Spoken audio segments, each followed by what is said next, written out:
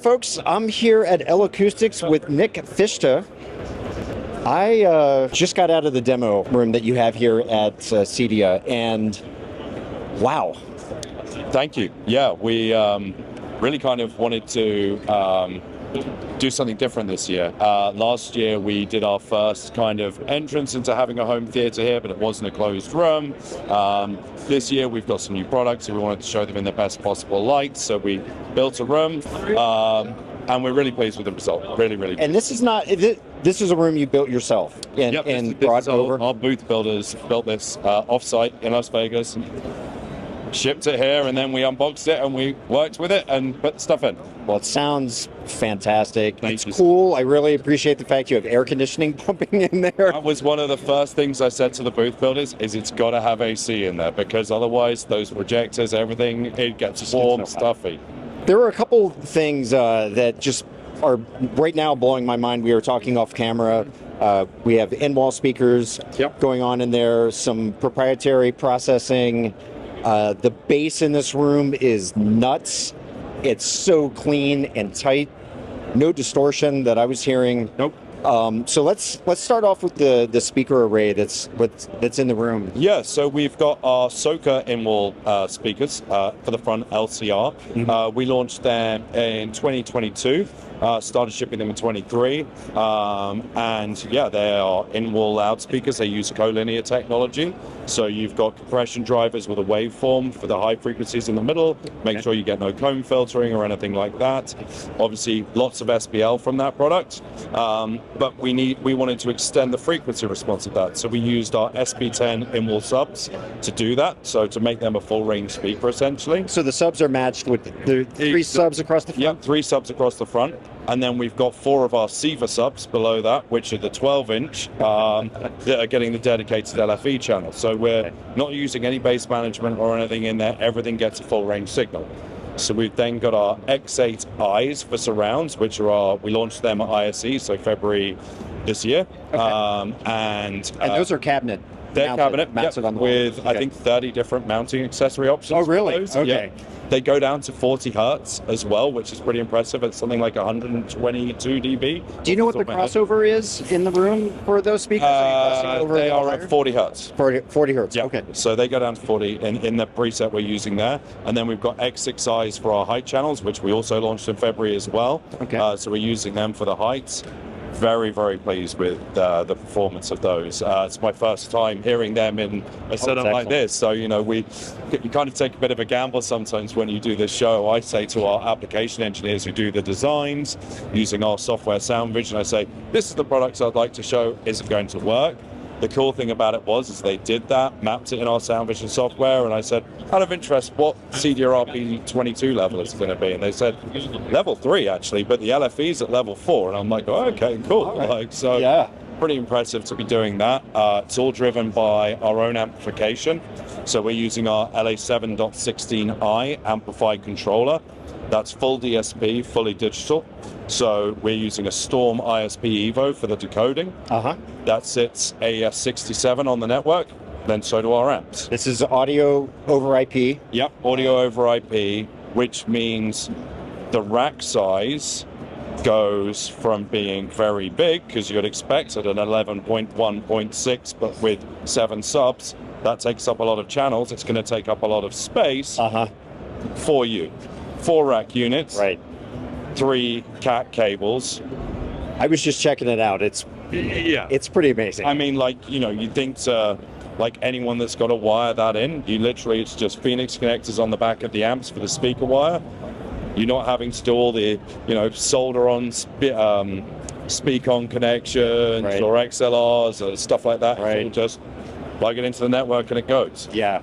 Really fantastic. The off-axis response from the LCR array, because I was on the left side of the room, just phenomenal. Yeah. I mean, the imaging was spot on. So that's in that Soka product, because it's got this waveform guide, and that's actually what we're known for. I mean, people may not know L-Acoustics. Our heritage is our 40-year anniversary next week. Congratulations. So, thank you. And our founder basically pioneered the use of line array technology for live events back in the 80s, 90s, and we still use that same technology today for that waveform guide. Our founder, he has a PhD in particle physics, but loves sound. Okay. So it's kind of like a match. It's a little intimidating. Yeah, I mean, he's a lovely guy. Used to work with him very closely when I first joined the company. It was his vision to move into the world of residential. Mm-hmm. He thought, why should good sound be limited to, live and what we were doing? He wanted to bring that experience home. So that's kind of what we've been doing. And that technology, you'll see that on our biggest products, K1, which is the biggest kind of most used touring product in the world, has that same waveform guide in it. K2, which is a little bit smaller, L2, all that same technology.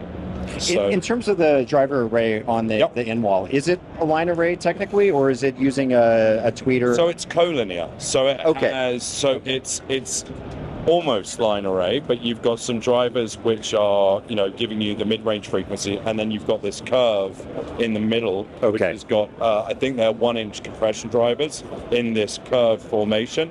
So that's the HF. So we're decoupling the HF because that's what you want to control, like a laser, to make sure you get that incredibly wide dispersion, but that it's not bouncing off the ceiling and the floor.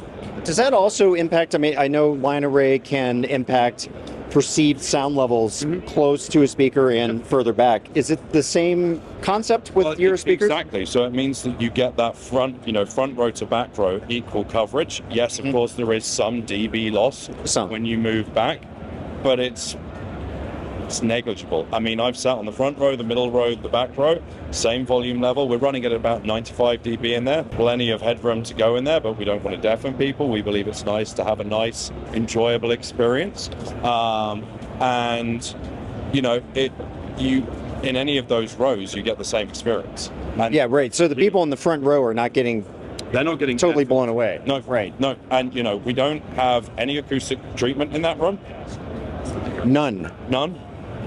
Okay, I was wondering if there was some diffusion on the sides, but maybe it was just more artistic. It's got some of this as artistic, but actually this stuff can increase reflection because it comes from one surface to three. Okay. And our booth builders use it. It's styrofoam backed, not actually felt. So, again, you get here on the first day of booth build and you go, oh, it's not quite what we wanted, but we love what we do. So we do all the calibration on our amplifiers as well. So, our application engineers, they come with their microphones, with plugs into one of our separate processors called a P1.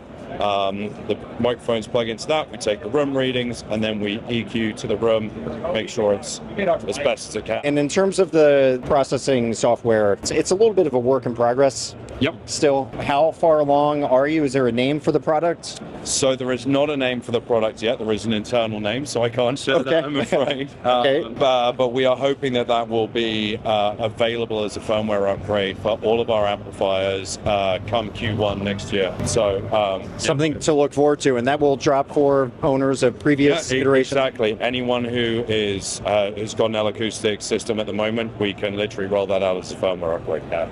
Well, this is, I don't have any awards to hand out, but this room is definitely the most surprising thing that I've experienced here on the show floor, and I've seen a lot of things, so really enjoyed it. It's fantastic. Thank you very much. No, very, very grateful for that. Well, thank you, Nick, so much for hanging out with me for a few minutes. It's been an absolute pleasure. Yeah, awesome. I really enjoyed meeting you. Yep, great to meet you too. And everyone out there, like, share, subscribe, and definitely come hang out on our home theater forum at adnirvana.com.